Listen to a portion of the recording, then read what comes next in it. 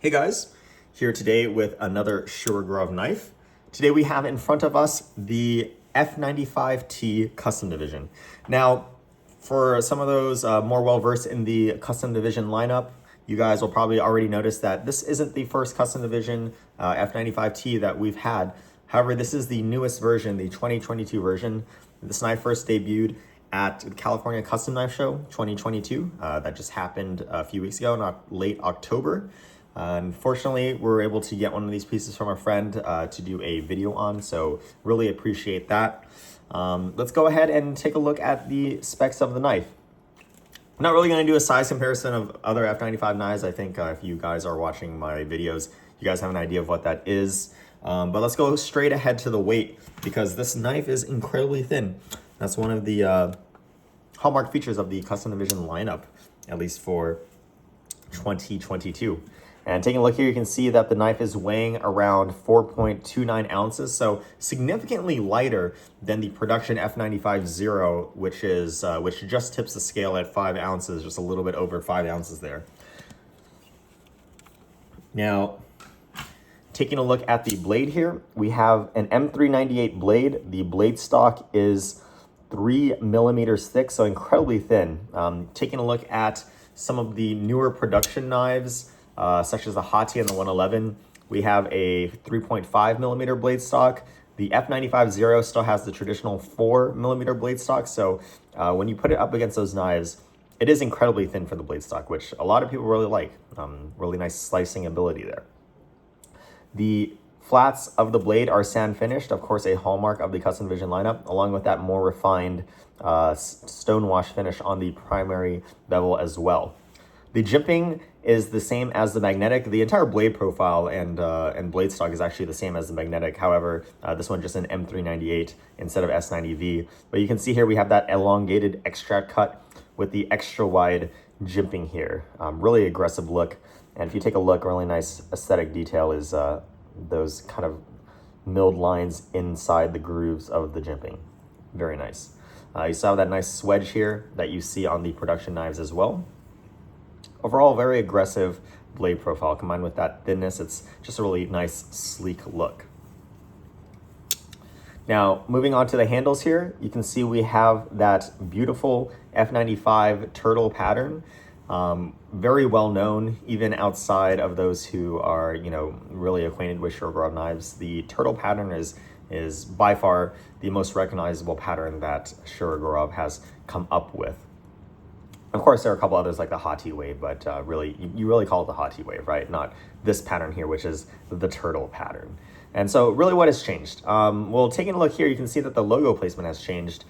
On the custom division, the F95s, the older ones at least, for F95s, the logos would usually be on the blade, so really there was no need for a logo on the handle here.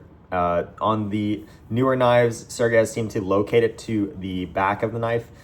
This is really nice, and a trend that had started all the way back with the first production neons, like the neon ultralight and the light. I really like the logo placement. It's really, I'm not really seeing other makers do anything like that, so I really love it when he puts a logo there. Really small detail, but I really love that little touch here. Now, taking a look at the actual turtle pattern itself, if you take a look closely, you can see that there are actually milling lines inside of the pockets. These horizontal milling lines here give some really nice texture to a knife which already has some grippiness due to the fact that you have this raised grid of turtle patterning here. So really nice aesthetic look, but it also does provide some nice tactile feel in the hand as well.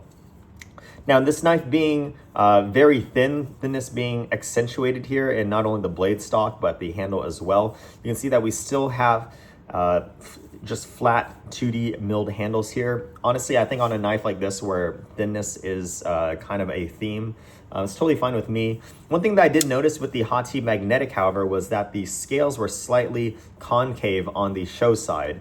The lock side, I believe, was flat like normal. But with both of these handles being titanium here on the Turtle, we don't get that contouring effect on the show side, of course. Now, taking a look here at the pivot, you can see that the pivot collar is zirconium, and we have a nice, beautifully machined faux pivot screw here with the chamfers kind of polished, something that you also only see on the custom division knives. Lastly, if you take a look here, you can see that we have a nice tumbled satin finish on the raised parts of the turtle pattern. Now, this is a little bit more refined than what you see on the production knives. Actually, if you take a look head on, it really just looks like a satin finish, but if you take a look at some extreme angles, you can see some of that tumbling. I think this is really a perfect mix. Some people really didn't like the scratched or heavily tumbled satin finish of the flats on, say, the production F95 NL revised. And I think this is a really nice middle ground, which still looks absolutely stunning the way it catches the light, but will provide some wear resistance if you do decide to pocket this knife. Taking a look at the lock side here, you can see that we have that turtle pattern milling continued. We have the updated blind screwed clip here. I actually believe the old F95 custom division was blind screwed. Don't quote me on that.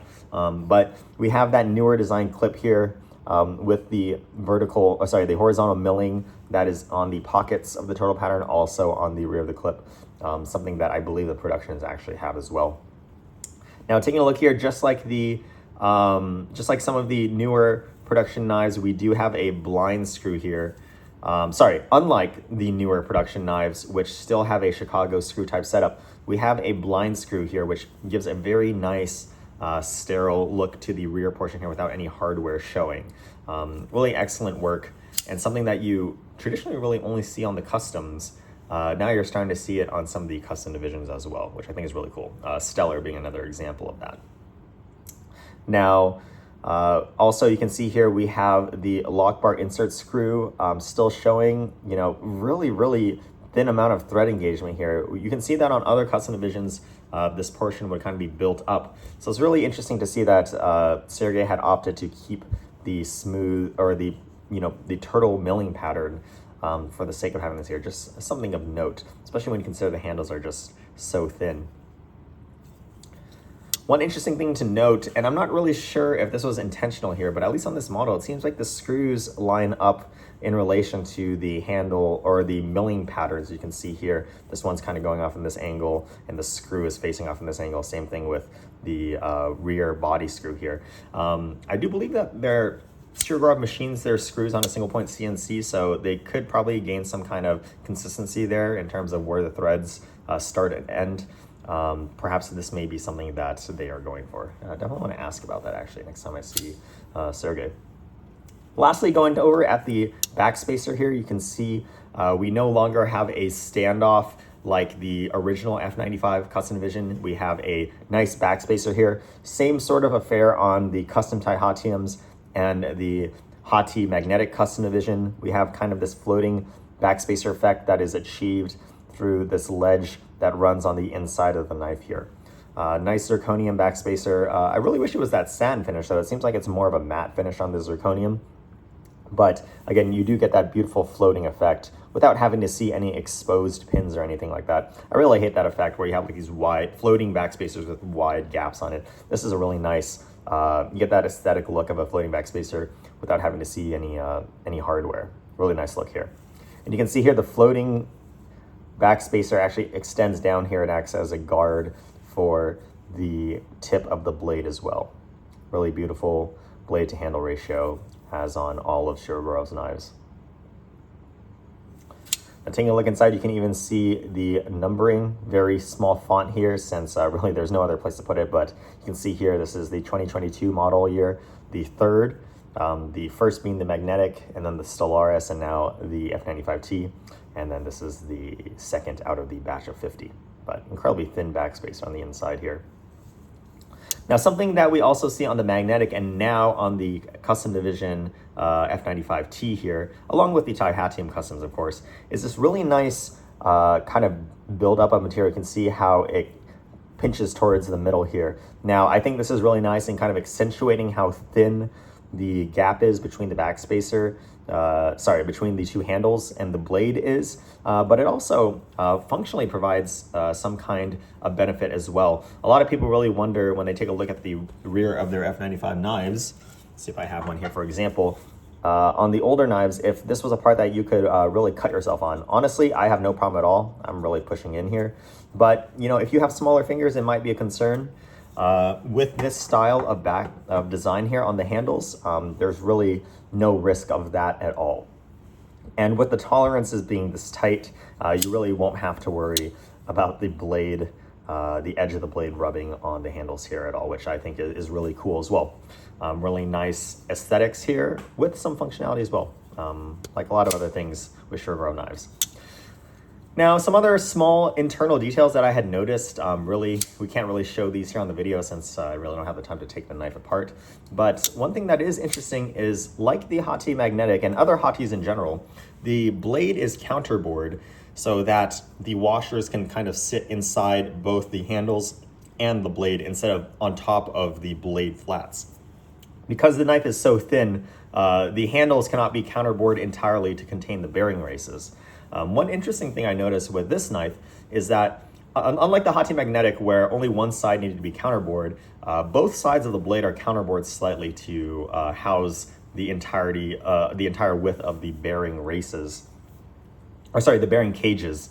And there's actually a chamfer that's applied on the single row roller bearing cage now so that it's easier to put the knife together. Something that for people like me who disassemble their knives to maintain a lot or clean was kind of really troublesome. And so just applying that little chamfer to the edge of the single row roller bearing cage has made my life a lot easier. And I've definitely confirmed that with Sergey that this was something that was intentionally done. So kudos, really small improvements like that. Of course, you can't really notice it from the outside, but I really just love talking with the Sergey team and finding out small details like that, and then talking with them and hearing their rationale and why that happens. So of course, these knives are always in constant improvement, and we always see those features coming down in these new models. And hope you guys enjoyed this video. Sorry for that pause there. I wasn't sure what to say. Yeah. Really looking forward to see what the custom division lineup comes with. Honestly, they keep on coming closer and closer to the customs. Before, custom division used to be kind of these enhanced production models with fancy materials or some interesting milling patterns. Now, you know, these handles are becoming really close to the customs. In fact, Sergey actually machined some of the custom division parts, you know, with less passes, less complexity, but with a similar, you know, base CAD file while he's making his customs as well, which I find very interesting. So looking forward to see what other custom vision knives come out in the next year. And I hope you guys enjoyed this video, and I will see you guys next time. Have a great day.